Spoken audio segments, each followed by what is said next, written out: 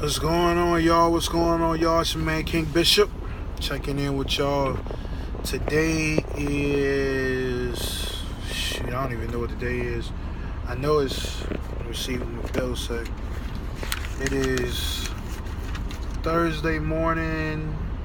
I think it's the 9th, March 9th. It's about 1 in the morning, about 3 in the morning, I think it is. Tired, y'all. Tired. And running. Yesterday I did. Let's see what the Qualcomm says. Yesterday I did. Well, yesterday meaning Tuesday, I did 730 miles, and yes, I'm on e-logs. So I did 730 on Tuesday night into early Wednesday morning, and then yesterday, meaning today, I did about 600 and something, 620, something like that, 630. So, with that being said, I want to talk to you guys about the importance of trip planning. I keep planning on doing a video where I do an actual trip plan, but that hasn't happened yet. But I want to explain to you why trip planning is important, and I'll kind of give you a scenario. And I know a lot of people won't understand it until I do a breakdown, but I want to kind of at least introduce you to it. So what trip planning is basically what it sounds like. You have something that needs to be done and how to go about doing it the correct way. So with me running round trip freight, which means I start and stop in the first place. In this example, I start and stop in Jacksonville, Florida. It's important for me to trip plan accordingly so that I can get everything I need to get done. So for instance, I'm going to tell you exactly what I did today. Today I received a load at about 3 o'clock. I want to say it's about 3 o'clock, where I needed to go from Jacksonville, Florida to Evans, Georgia, which is just outside of Augusta, Georgia, and back. Now, dealing with the port is a whole nother issue, so you have to calculate time into that. The port closes at 5 o'clock. So I had a load that I brought back down yesterday, meaning Tuesday, from Newport News. So I have to calculate, okay, so I have to take that load into the port, get it off my back. Then I have to go to the chassis yard and switch from the 40-foot chassis I was on to the 53-foot chassis that I needed for my next load. So I go into the port. Now, this load today was a drop and hook. So time was not necessarily of the essence when it came to my trip planning. But in order to make sure that I could complete the load, I still wanted to make sure that I was able to get in and out of the port both times in under an hour and 30 minutes worth of my drive time. The load I had from Jacksonville, Florida to Evans, Georgia, or Augusta was like 270 miles. So 540 miles round trip. Now, whenever I get a new load, first of all, the first thing I do is I put it into the truck GPS, and then I put it into my phone. I put it into my phone because I want to compare the two routes, especially since I want to see if any of the roads are familiar to me where I know the trucks are allowed. It's really dangerous running off of Google Maps or whatever your phone GPS is, because it does not have truck settings, so you may end up on a road that has a low bridge clearance, or you're overweight for that road, or things like that. But if you are familiar with the area enough to say, okay, I know trucks are allowed on this road, I know trucks are allowed on this road, you can kind of piece together the two routes, because usually whatever the truck GPS gives you is usually not the best route. It's a route, it'll get you there, but it's not always the greatest route. So I like to compare. Also, I use the Google Maps. I put it on satellite so that I can see where I'm actually going to, so that when I do see it, it looks familiar. Like, for instance, you may go to a building and you don't know where trucks are supposed to enter at. So you look on Google Maps, put it on satellite, you zoom all the way in, and you look for the first place that shows a guard shack. Or you see trailers, you see dock doors. It's usually a good place to start at as far as where you should be heading to. So I use it for that. But moving on, so I knew I had 540 miles to run. I knew I was taking me up 95, from 95 up to 16, which I know are both 70 miles an hour, which are good roads. and then it started taking me on roads I had never been on before. So I got to calculate time that I may not be able to average what I normally average per hour as far as my mileage. Right now, I normally can average right about 70 miles an hour. When you start going on roads you're not particularly familiar with, you have to drop that down to about 55 when you're doing your trip planning.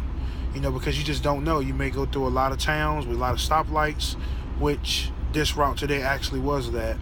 There's a lot of stoplights, a lot of smaller towns with speed limit drop down to 45, 55, 65, 45, 55. So I based the average of my whole trip at 55 miles an hour. Now, if you can get more than that, great.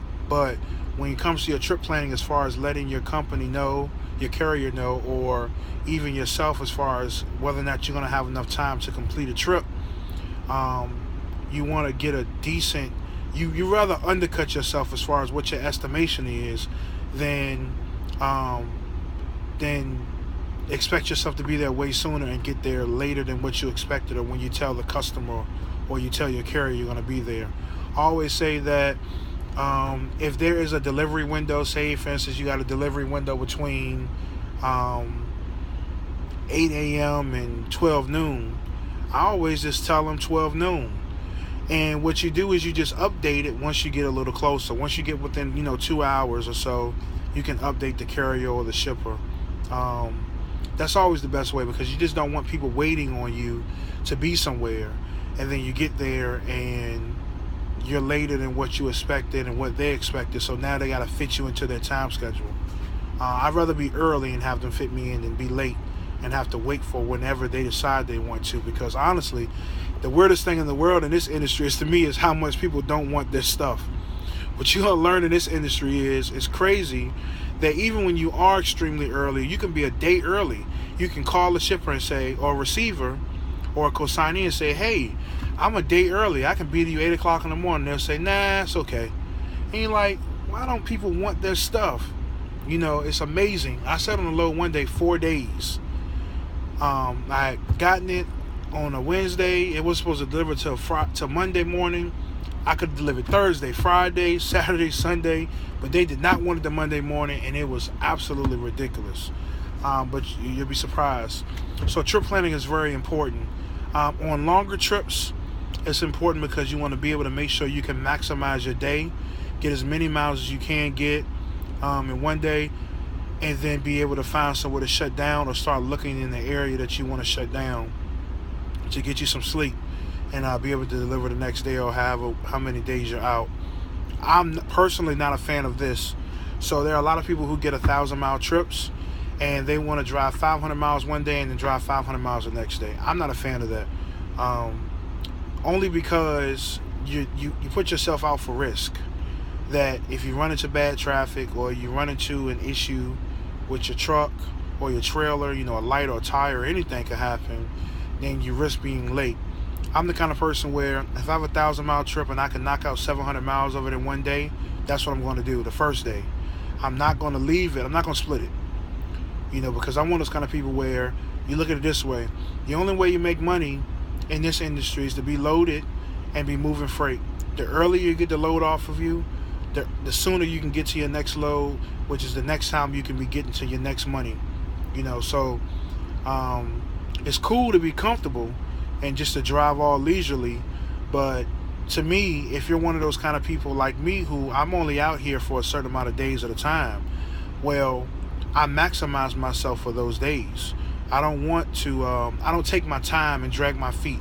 If I'm going to be out on the road for 5 days, I'm going to give it 5 days worth of hard pushing work. In comparison to people who say, I'm out here 5 days, I'm just going to do my 5 days, however I got to do it, and whatever happens, happens. No. I like to maximize my time. If I'm going to be out here to work, I'm going to be out here to work. I'm going to work my butt off for the time I'm out here, whether it's 5 days, 6 days, 8 days, whatever I decide to do. I'm going to work my butt off and make sure it's worth me being away from home, because I look at it like this. If I'm going to be away from home, be away from the comforts of my own house with my family and my toilet and my bed and my shower, then it needs to be worth it. I'm only out here to make money.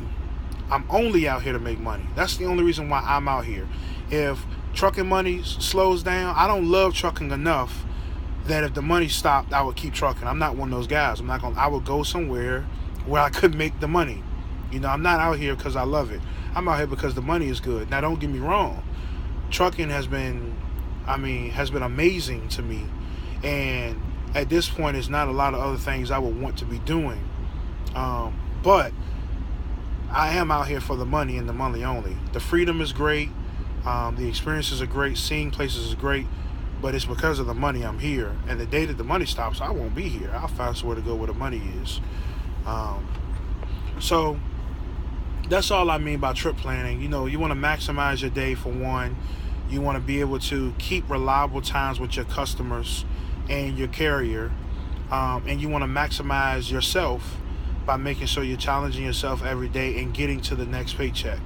You know, so trip planning is very important. Eventually, I'm going to do a trip planning video where I break down trip planning and things of that nature. But today is Wednesday. Like I said, I'm going into Thursday morning. I'm actually Thursday morning now. I have a really, really, really huge announcement. I'm going to go ahead and drop this video sometime Thursday afternoon when I get up.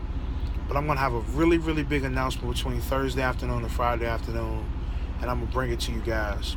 As always, I appreciate you guys for watching. Please like, comment, subscribe. Email me. You know, let me know what's going on. kingbishop804@yahoo.com is where you can email me at. As always, I appreciate you guys for watching. I love y'all, man. Y'all be safe out there. Keep trucking. Keep doing what you're doing. God bless y'all. Peace.